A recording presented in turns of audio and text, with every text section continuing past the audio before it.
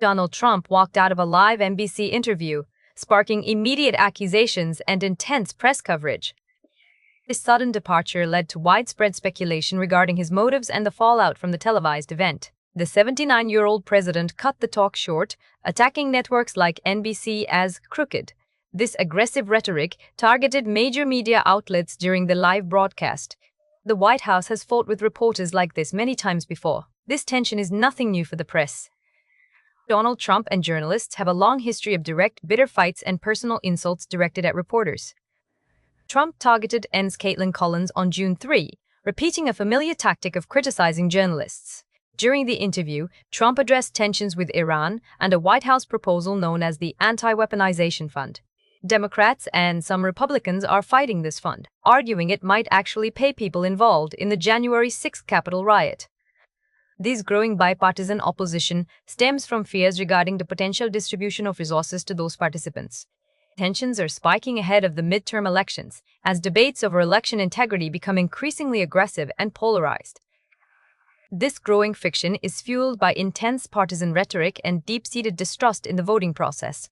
When a sitting president uses a major platform like Meet the Press to claim elections are being manipulated, it fundamentally alters how the public perceives the democratic process.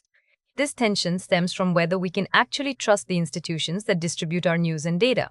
This Wisconsin walkout shows the actual fight over media trust and whether American elections can remain stable during periods of intense political unrest.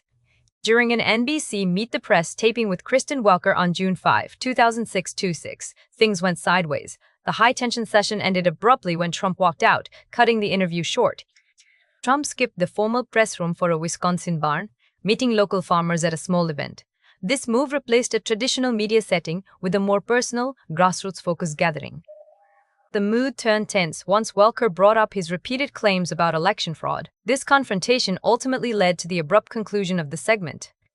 He just said, "All I have to do is look," without providing any actual documents or proof. Anger turned into a direct, sustained attack on the journalists and their networks, targeting the very foundations of their reporting. He then targeted Welker directly, calling her crooked and using the term darling to mock her during the tense exchange. Everything snapped when he told the moderator, "Let's call it quits because I've had enough." The president blamed the weather, but intense questioning about election integrity actually drove the results, creating a significant shift in public perception. To see why people call the system rigged, you need to see how California's government actually functions. Counting votes takes time because of specific state laws and processing procedures, not because of fraud. California's electorate is massive, containing over 23 million registered voters. This enormous group of voters represents a significant portion of the national landscape. Counting every ballot takes time because the sheer number of voters in this state slows the tallying process. California law allows for last-minute mail-in ballots, which can contribute to the time required to finish counting. Most Californians vote by mail, so counting ballots takes longer than in other states.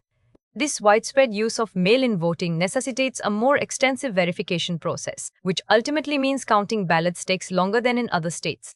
The state's heavy reliance on mail causes these delays, rather than any intentional manipulation. How will this walkout impact the next election cycle? Ignoring direct questions about evidence shows a growing split in how politicians communicate facts to the public. Donald Trump abruptly ended his NBC interview after being challenged to provide evidence for his claims of election fraud. Reporters now face attacks on their actual methods, not just the stories they publish. This targets how news is gathered. Calling every major network crooked is the president's way to discredit any news source that contradicts his specific narrative. This splits our information environment, allowing two conflicting versions of reality to exist at once. When voters dispute basic election results, the peaceful transfer of power becomes much harder to secure. This instability threatens our entire democratic transition.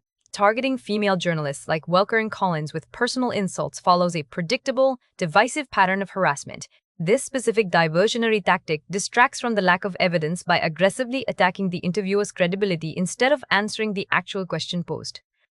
Expect more unfiltered moments as the election season picks up speed throughout the coming months. Journalists struggle to hold these figures accountable when asking tough questions simply shuts down the conversation entirely, leaving reporters unable to probe deeper into the truth. The argument broke when someone asked exactly how the money in the new legal defense reserves would be spent. The tension escalated as Trump was pressed to provide evidence for his claims regarding election fraud. He walked out right as the interviewer demanded a line-item breakdown of recent donor contributions. This avoidance looked like a move to hide financial flows that might connect donors to specific legal strategies. Unclear details about these assets might prompt fresh investigations into campaign finance law compliance. This prolonged silence keeps the fund's internal mechanics hidden from any immediate public audit or scrutiny, preventing external observers from verifying the underlying data. This move avoids the accountability usually required during televised press conferences. The sudden departure confused the studio crew, briefly breaking the broadcast's professional decorum during the live segment as the unexpected vacancy disrupted the ongoing production flow. The interviewer tried to pivot back to the original questions, but the guest immediately refused to continue the segment. This communication breakdown shows a trend where subjects use physical withdrawal to control the boundaries of any inquiry. No one has explained how the fund was actually spent, leaving a hole in the public record. This gap lets unverified claims about using the fund for litigation keep spreading through the media.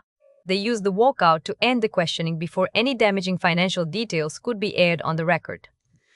The president abruptly walked off stage to avoid answering difficult questions regarding the fund's recent controversial transactions. This tactic makes it harder for broadcast journalists to fact-check information as it happens during live news segments. By dodging questions about recent fund movements, the interviewee makes it impossible to build a verifiable paper trail for this investigation. This calculated behavior shows that politicians now use physical appearances as a strategic tool to control how much scrutiny they face during press conferences. Effectively managing public perception before a single word is spoken, the president's silence on fund allocation forces voters to guess his motives because he hasn't directly addressed the budget. Watch this space. This ongoing news cycle is changing how people understand modern political communication. Subscribe now to see our full breakdown of the upcoming midterm election results when they arrive. How do you feel about the president's recent walkout? Share your thoughts and your perspective in the comments below. We are monitoring the NBC interview fallout as new details surface regarding the recent developments.